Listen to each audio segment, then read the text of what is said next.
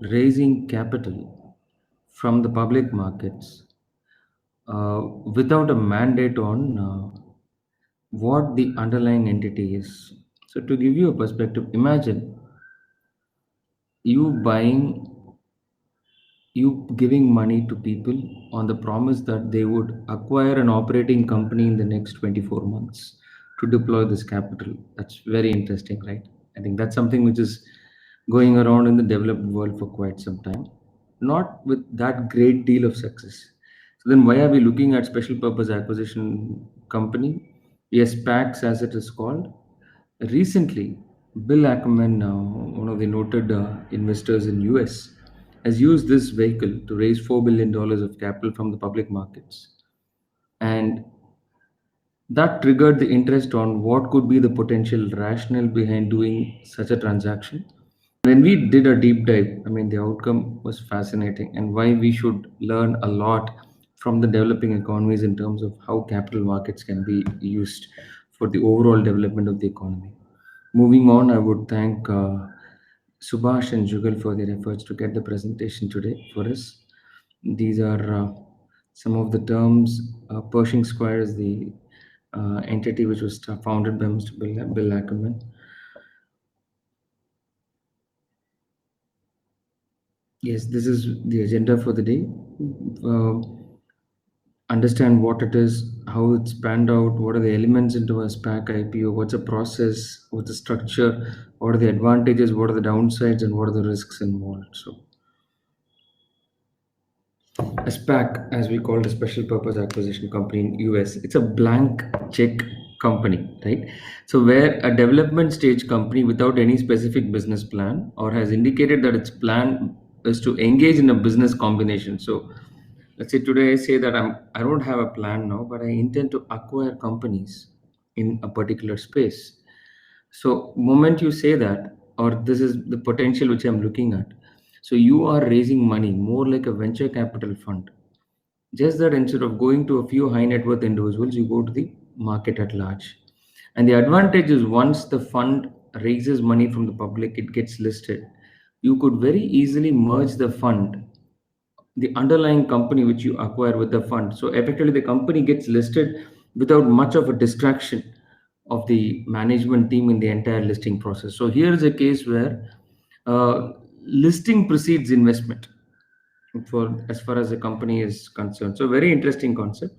And SPACs generally are run by very experienced management teams, often consisting of industry veterans, private equity sponsors who can leverage their expertise to raise capital to acquire, then operate, and then operate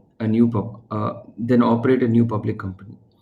So the IPO of large private limited companies facilitated through the merger, as we saw. And if you see the number of SPACs in US, SPAC IPOs, we've had 70 in 2020. So that's enormous in terms. So that's typically public limited venture fund, venture capital fund. Just that it gets into one large venture instead of multiple, as I say, spray and pray concept. So it started in 1990s and could not qualify for listing on any US exchange and therefore was often quoted in the OTC bulletin board and were made to comply with say, onerous regulatory compliances. In 2003, it went public in US. The American Stock Exchange, which is the NYSE Amex, began allowing SPACs to list under generic listing standards that did not require companies to have operating histories. SEBI still needs this criteria to be fulfilled. In 2008, as the financial crisis reached, the IPO market for SPACs closed, and the number of acquisitions completed by SPACs significantly dropped. In 2010, the listing rules were altered to remove the requirement of majority voting to initiate a business combination. Instead, the investors opposing the business combination can redeem their shares. So that's a very interesting proposition. So you don't like a proposal, you're free to redeem your shares and move out. In 2010, private equity firms frequently emerged as sponsors of SPACs. And in the next 10 years, SPACs started gaining momentum. In 2019, a record breaking 13.6 billion was raised through SPACs, IPOs. In 2020, again, till date, more than 50 SPACs raising 21.5 billion has been raised. I mean, it's like an all-time high. We saw the number of SPACs so far.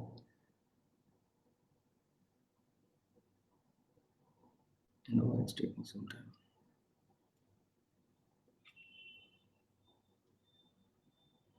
Yes, these are the constituents. I wouldn't want to spend time on this. Yes, what's the process? First, you file for a registration statement, then getting clearing SEC comments and conducting roadshow for attracting investors. SPACs are not allowed to disclose the target business at the time of listing. Again, so you cannot have someone in mind and then get into the process of listing. So you just need to raise money and then go ahead and acquire someone. Identification of stock market for listing. So most of it is listed either in Nasdaq or NYSE. Who would be the underwriter for this process? So again, the underwriting fees is also lower compared to a regular listing. It was 5.5 versus 7%. Negotiating a merger. So the merger has to be completed within 24 months, and the target business should have an aggregate fair market value of at least 80% of the assets held in the trust account. So shareholders who do not approve of the business combination are given back their entire investment via tender process. So that's great. So it's like you collectively raise money. People are interested with the merger opposition, what your proposition, what you've given, they be part of it, or if they don't like, send their funds off, redeem their funds. So consummation of business combination, referred to as de-SPAC transaction, the SPAC and the target business will combine into a publicly traded operating company. And where the SPAC fails to achieve its business combination within 24 months, it will be obliged to liquidate and redeem 100% of the shares, subject to certain exemptions. So this is typically how the structure works. So you have a sponsor company, and then you have the SPAC, special purpose acquisition vehicle, and whatever it raises gets into a trust, and the trust uses the money to acquire uh, a company, a target company, within 18 to 24 months. And in between, if there are any redemption options, that gets redeemed. And simultaneously, private placement of shares, like how it happens in companies, also happen. Those funds also get into a trust. So this is typically how a SPAC structure works. Advantages, yes, it's far quicker, 3 to 4 months, as against an IPO of 6 to 7 months. It's much cheaper, as I said, 5.5 versus 8%. You've got a good senior management team. The proposal at SEC is far simpler, primarily because there is no operating business or cash flows to be ratified. So even preparing prospectus, everything becomes fairly simple. There's no upper limit for which capital can be raised. So as we saw that we would be seeing a test case now on Pershing Square, and the option to the investor to redeem the shares purchased makes it a very clear case that if you're not in sync with the proposed target business acquisition, you don't ideally need to get into the venture. So, I mean, relatively lower cost of due diligence because you hardly have anything to be vetted and certified. And there are quite a good number of benefits, but let's look at the downside of a SPAC. The success depends upon the sponsor's experience and know-how, and so the investor is blindly depending on the sponsor to identify successful businesses and negotiate a good deal. So 24 months, invariably what happens is there is a time pressure to deploy the money. So there is a tendency to overpay because it says at least 80% of the SPACs have to be deployed on a single transaction. So that could be a cost for that's why. So raising too much money puts pressure on the size of the transaction, and yes, and there is also a pressure to deploy the money within the time frame. So those are the two things.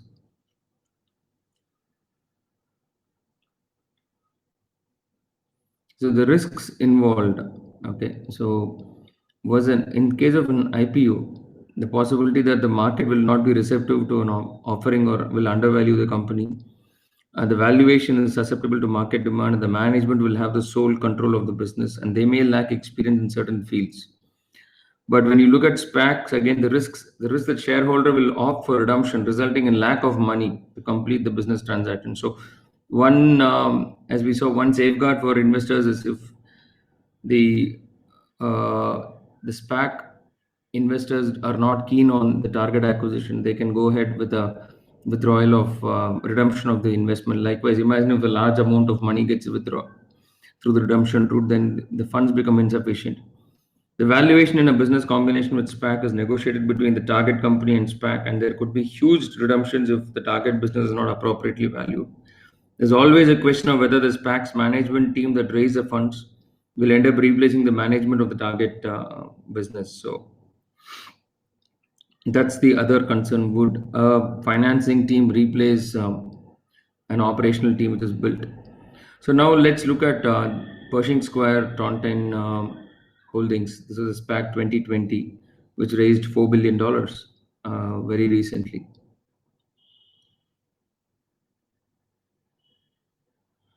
So it's the largest IPO till date, and it's by far the largest. So if you notice, Bill Ackman, the founder of Pershing Square Capital Management, raised $4 billion in the IPO of Pershing Square Holdings, the largest till date. And in addition to the 4 billion raised in the IPO, the sponsor and its affiliates have committed to acquire an additional $1 billion of units pursuant to a forward purchase agreement, resulting in a minimum of $5 billion at the SPAC's disposal for the initial business combination.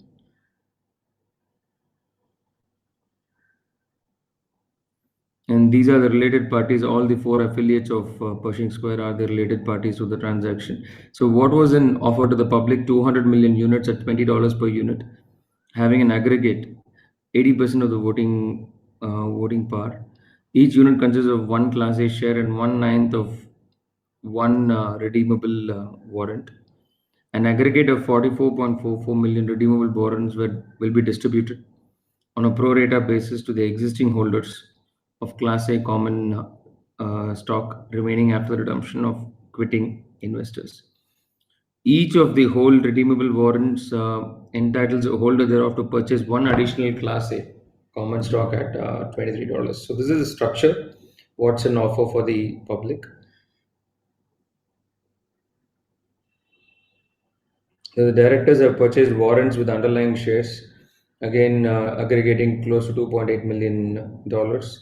And in addition, the company entered into a forward purchase agreement with its directors for an aggregated committed purchase of again $6 million of forward purchase units.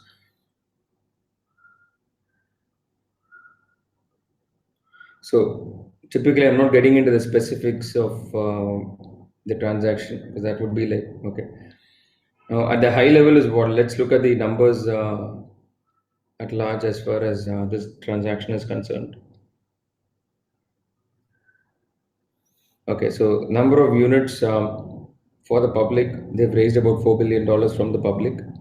Affiliate forward purchase units, $1 million from affiliates, 600, $6 million, $1 billion from affiliates, 6 million from directors, and funds from director warrants and sponsor warrants, another $67.8 billion. So $0.8 million. So total funds raised is slightly over $5 billion.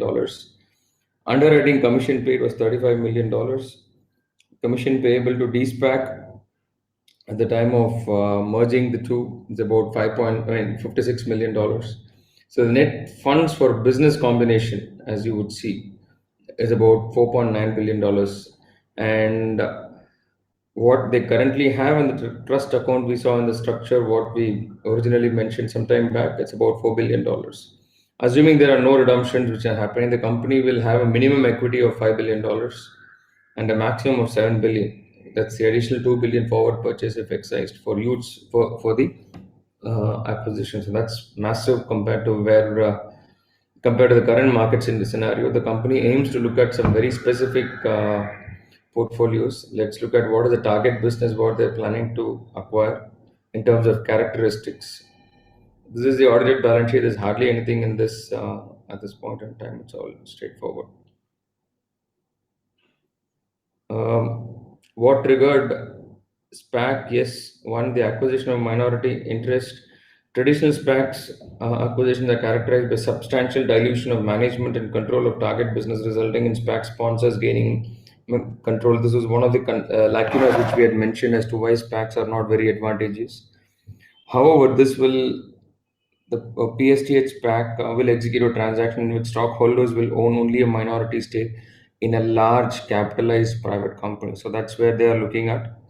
And as a result, this would be PSTH will be one of the largest sources of cash equity capital for a private single company minority investment in the world. So that's their uh, estimation. They're looking at large, very well capitalized private limited companies to work with.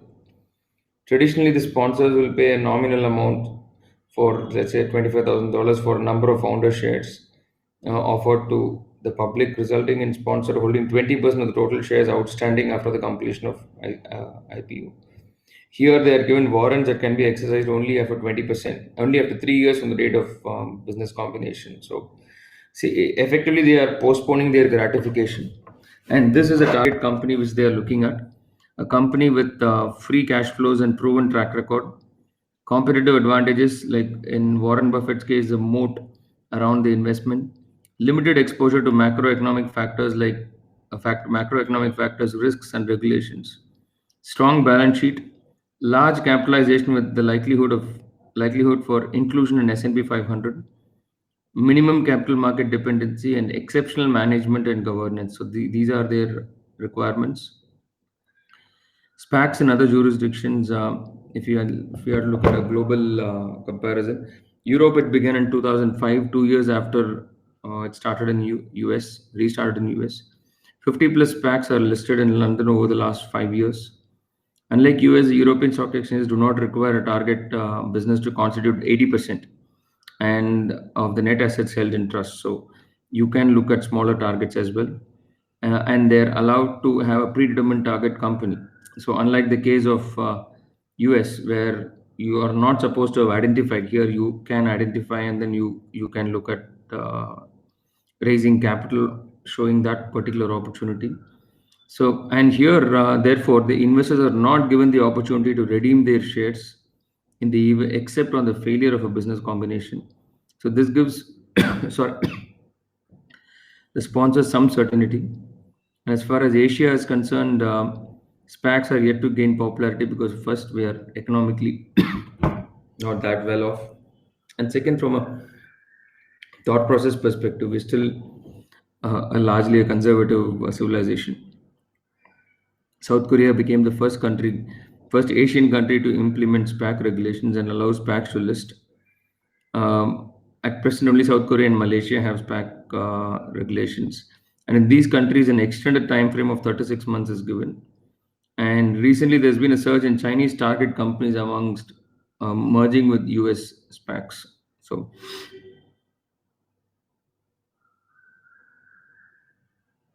when you look at India here, so where we are, yes, it's impossible for a given the current regulatory scenario, a situation like SPACs is completely ruled out.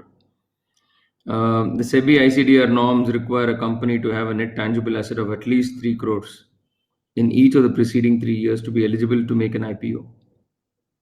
Owing to a SPAC's peculiar structure, it's not possible. And same thing as far as Companies Act is concerned, you need to have an objective for a company, right? I mean, what the company does. So it's again not possible. And as per 248 of the Companies Act, the registrar can remove a company's name if it fails to commence business. So here again, we squarely lose. So we should not have, I don't think our existing listing norms or existing Companies Act can accommodate this. We need to have a separate scenario for this. Then possibly this can work.